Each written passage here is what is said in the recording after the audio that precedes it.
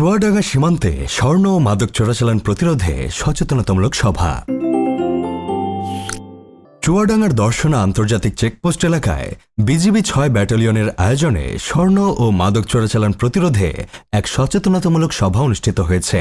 সভায় নেতৃত্ব দেন ব্যাটালিয়নের সহকারী পরিচালক মোহাম্মদ হায়দার আলী।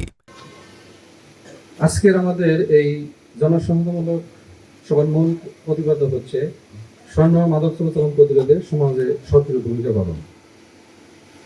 আপনারা জানেন যে বাংলাদেশ একটি ছোট রাষ্ট্র হওয়া সত্ত্বেও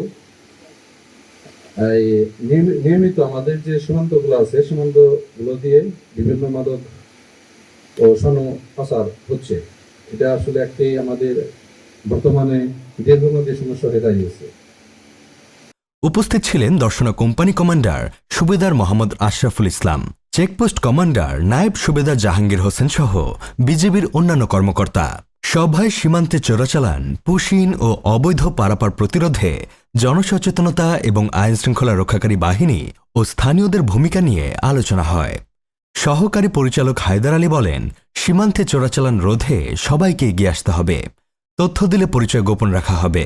সভায় শতাধিক স্থানীয় মানুষ, আনসার ভিডিপির ১৫ জন সদস্য এবং গণমাধ্যম কর্মীরা উপস্থিত ছিলেন।